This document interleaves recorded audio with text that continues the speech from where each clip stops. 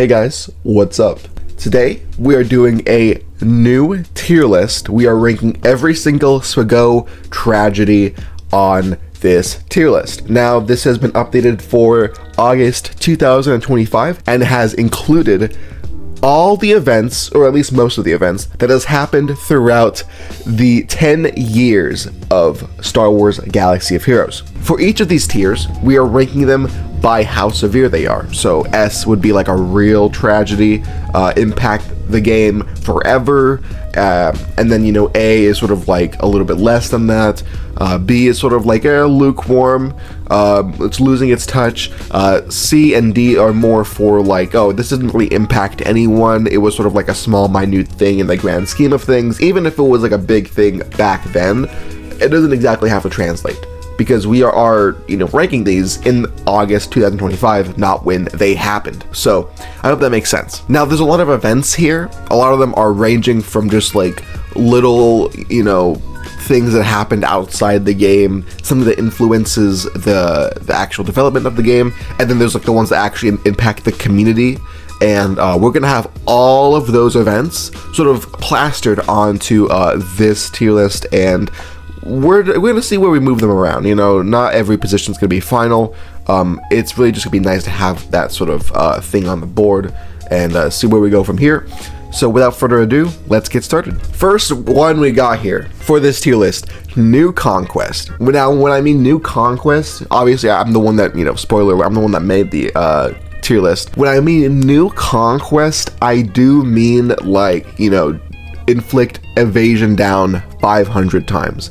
Use this brand new marquee character that you have at Gear 2 300 times while they survive. For a New Conquest, because it's the first one, I'm gonna put it in A tier. Moving on, Cubs fan Han leaving. Now I don't know if you guys can actually see these tiers right here. I want to put this at a B. I'm not a hater Cubs. I love his tournaments. Obviously everybody that had a pulse back then was watching the Arnold versus Cubs fight in GAC. That was like probably the pinnacle of my engagement with Cubs, because I wasn't really there for the streams, and I was there for like his ranking videos we used to do for like 5v5 and 3v3. Those are pretty cool. I would put it in D. Didn't hate him or anything, but he was never a huge fan, honestly. Did enjoy the Arnold versus Cubs match though, and that's what I'm saying. I'm gonna put him in C. I'm gonna put him in C, maybe low C. We could compromise. We could compromise. Datacrons, just Datacrons in general, like, they're good Datacrons, but they're also bad Datacrons way more. I'm putting this in S tier. If Datacrons never released, this game would be a lot better. A lot more people would be coming into the game. Would the meta be stale? Sure. But I feel like we take that over unpredictability and quantifying 300% defense, 500% tenacity, 380% armor penetration. I feel like the pros out-benefit the cons in this scenario. Moving on to Doja Fett leaving. If you guys don't know, Doja Fett was a CG community manager in, I want to say, the year of our Lord 2020 to 2021. You would know that was a really bad time for Swago. The developers and the community were not talking to each other at all. And this was when Doja Fett came around, because he's the community manager, so he was more vocal with the community. The community did appreciate this, but he left sometime soon after, like a year or so. Probably C, probably above Cubs, because as someone that works for CG on his payroll, I would say that Doja Fett had a little bit more influence. The Doja Fett days, if you know, exactly. My favorite thing, the reason why I no longer stream Grand Arena, the new GAC matchmaking. I'm gonna put this also in S, because this is more than just New Conquest. This affects every single person at level 85. This matchmaking is the reason why someone with 11 million GP can slide down to Carbonite and absolutely stomp on every single person there, except that they usually don't, because they're inactive accounts. Now, in my opinion, the way you should form a competitive branch of gaming should not be by just letting the bigger guy win every time and just letting the mercy of his inaptitude give you the win. That shouldn't be how a competitive game mode works. And the fact that the leaderboard is still bugged, and there's like people from Carbonite on that board getting paid in Kyber 1 crystals, which isn't a bad thing per se. It's like a nice little bug. But the fact that it's not even intended to be there and it hasn't been fixed in years. CG, fix your game. Fix your game, MCG. Oh, fix your game. Let's move on. Game changers shut down. Ooh. It's going in, I want to say it's going in above Datacrons. And here's my reasoning for this. If you guys don't know, I actually did some research last night. Here, let me just guys show you an image real quick. Chat. Thoughts on this image? Mr. Arnold guy over there with CG, Carrie, and Top Hat. Devs and content creators can,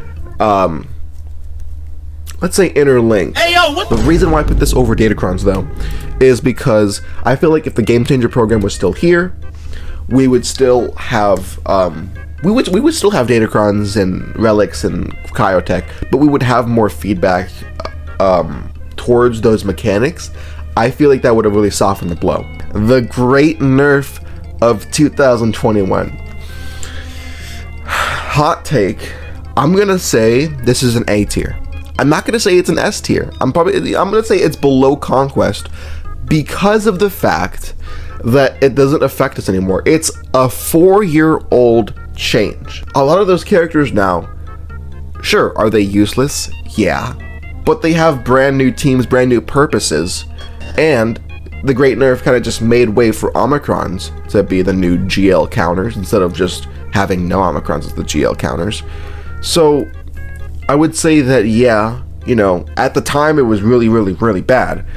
But right now in August 2025, we have so many GL counters, non-GL to GL counters, it's nuts. Barring Datacrons, which is why it's also on this list right here. It's just, in my opinion, not super impactful as of right now. Like, I don't think about the Great Nerf every single day. Next one, this was kind of also one of the reasons why I wanted to make this video, because of this person. I don't know if you can see it. This person right here, Minnie. Now, if you guys don't know who Minnie is, they were a Galaxy of Heroes fan player who unfortunately got diagnosed with cancer. Yeah, even though unfortunately we did lose Minnie, it is important that we still honor them and show the right amount of respect. And I'm just gonna put this in S tier because this was probably the closest we have to an actual real world tragedy. Because, like, you know, all these other stuff are just like, oh, a little tweak in this game here, program shut down here, and, you know, this guy left after being there for like a month, or, you know, it's whatever. But like, this is an actual loss of human life, so I feel like I kind of have to put it in S tier, right? Check your GAC bracket right now. If it's GAC for you, check your bracket right now. If they have a username that starts with Minnie, that's where they got it from. Because I remember when almost every Grand Arena I had back in like 2020, 2021 had Minnie and then someone else. That's not a guild name. That is a real ass person that unfortunately lost their lives. And it's because of Swago, and Swago kills people. No, I'm kidding. Right after that, Mobile Gamer leaving. Yeah, this is going after Minnie. No, I'm just kidding. Mobile Gamer, I love Mobile Gamer. He's funny. But like, at the same time, it's been like 4 years. His presence is slowly starting to like fade. I feel like Mobile Gamer is more like one of those OG Swago YouTubers, you know? I'll probably put him in B. If this was like the year that he left, I'd probably put it in S or an A. Porkins officially shut down. Now, this is a huge tragedy. I'm gonna put this in A tier. No, I'm kidding. I'll probably put this at D tier, our first D tier. Now, if you guys don't know the hidden lore, is that CG did an interview with Arnold, and they shut down Porkins as a new character. It's been 7 years, we still have no Porkins. Am I gonna be expecting Porkins one day? No, I have no reservation for Porkins. You have too many rebels right now that are just too dang good. You really want Porkins to be a Leia lifter? I don't think so. I mean, Leia can barely handle Lord Vader as it is, but still, a Leia lifter in this economy, kind of disgusting. Let's get ready for the next one. which is senior producer / Mark Dickinson leaving. Now, if you guys don't know, Mark Dickinson was the senior producer. I'm low-key gonna put this at like a low rating because I don't know exactly what he's been like, what his role is. And I feel like he's just doing it for the money because he never made any blog posts talking about it. I'm pretty sure all that we know about him is that he had a Twitter account that was just posting food. Whoa, he has got a new face on Around the Studio, and he was previously working on Capital Games' next project. Was that talking about Heroes of Middle-earth? If they were talking about Heroes of Middle-earth and Mark Dickinson was in charge of that, oof. I'm gonna put him at C tier, like low C, and then just call the day. Challenge Rancor raid. Oof. Challenge Rancor raid did impact a lot of people. Only problem is that no one had the teams for it. For my only GL was like Sith Eternal, and like I only had like the teams leading up to like gas. Like I had like Darth Revan, Padme, but it was like a whole guild activity, and you had to you had to like stay up at like 3 a.m. if you had like a really bad guild situation. You had to like stay up at like 3 a.m. or some like ridiculous time just to put in your like raid score, which I think is ridiculous. I'm glad that they changed it so that you have just like 3 days. I'm gonna put it in D tier though. You could convince me to put it in C tier, I guess. We still talk about you, Rancor raid, but we don't miss you, if that makes sense. John Salera leaving. Now, if you guys don't know who John Salera is the actual brainchild of Galaxy of Heroes. He's the guy that actually thought about putting 5 SWGO characters in a team, facing 5 other SWGO characters in a team, and they battled out. He left, I want to say in 2016, 2017, around that era, like a peak Galaxy of Heroes. He left for his other project. You know, if he was still working on the project right now, how differently would the game look? We don't know. I gotta put him at least in like, I'm gonna put him in B tier, low B tier, and call it a day. AP Gains leaving, A tier, obviously. No, my actual reasoning for AP Gains is that I feel like AP Gains really had a hold on that like 18 to 25-year-old demographic. I feel like he was like the perfect guy for that. I don't want to say this to like toot my own horn. I want to say that AP Gains has like the closest humor to me. You know, I'm not naming names, but a lot of people in SWGO have like wives and kids and a whole ass life. And if you don't have that, you kind of need a content creator that's more relatable to you, right? But we're gonna put him in like high C tier, high C.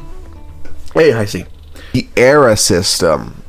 A lot of pros and cons with era system. This is also including era battles, era pass, LSTs are technically counted, and also, you know, the episode currency and stuff like that. So I'm gonna put the era system probably at B tier, low B tier. Next one though, Kyrotech. Now this is what, a 5-year-old system, but you know, everyone and their grandma still has Kyrotech problems eventually. Personally, for me, I don't, because I have a lot of hoarded up stuff. Yeah, 300, 600. So I don't have Kyrotech problems per se. For someone with like a giant account like me, sure, I don't have Kyrotech problems, but a lot of other people do. And even though it is an old ass system, I'm gonna put it at like maybe below AP Gains. I'm gonna put it in C tier. It's still meant to be a gate for how fast can you complete this character, right? Relics, I also feel very similar towards. Chat, do you think Relics and Kyrotech are in the same sphere, or do you think Relics should go above Kyrotech or below Kyrotech, or maybe the same place as Kyrotech? I'm gonna put Relics above Kyrotech. Seeing this now, I want to move Relics above John Salera. Should it be above Mobile Gamer? If you guys riot in the streets about this behavior, then let me know. Over specific character niches, i.e. if all allies are. Now, this is sort of referring to the last 2 eras of Galaxy of Heroes, sort of tying in with the era system where all these kits nowadays are overly conditioned. Depa being useless without Windu, and even that she doesn't do much, pissed me off. Yeah, like for Jedi Vanguards too.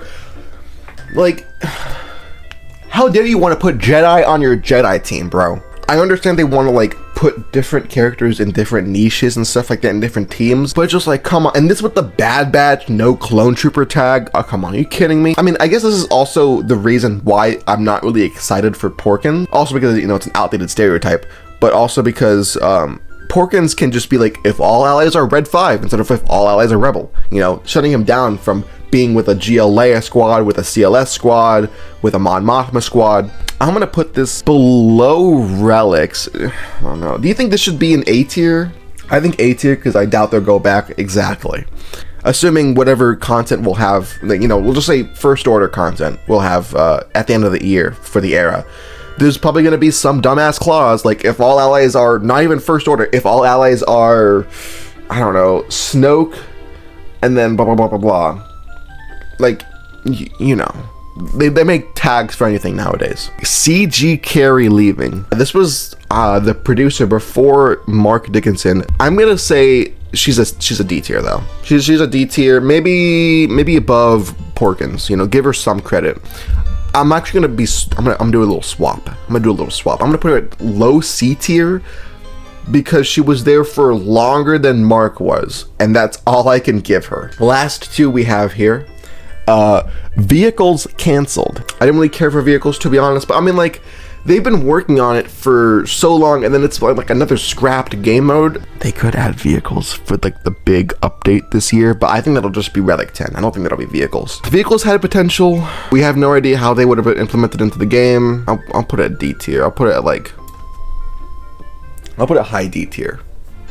And then lastly, but not leastly, the web store. Now, why do I put the web store as a tragedy? There are some people, you know, not everyone, this is like gross generalization. There's some people, particularly on people that only can use like mobile or whatever. They don't have access to the PC client and they're missing out on like the daily chests that you get. And also they add like the Kessel Run thing, so it forces you to spend more money, or not forces you, but it rewards you for spending more money, right? I'm gonna put this in probably like low C or high D tier. What are you guys thinking? Yeah, sure. Do they not give out the web store discounts in other countries? Anecdotal thing for me, but like the web store, I feel like everybody gets a different experience with it. No matter if you're in England, if you're in the US, if you're in like China, if you're in Canada, it's different. I don't know if it's a CG problem or just the fact that it's like a US based company. But at least for me, the web store is anything but simple because CG doesn't convert between dollars and pounds. So in England, you could actually pay more for something than in the US. That is so stupid. I'm putting web store in the high C tier now. Putting web store in C tier. I think that's that. All right, so this is my new tier list. This is my new finalized tier list. So React Bot, what do you think about this tier list I made? Oh shit.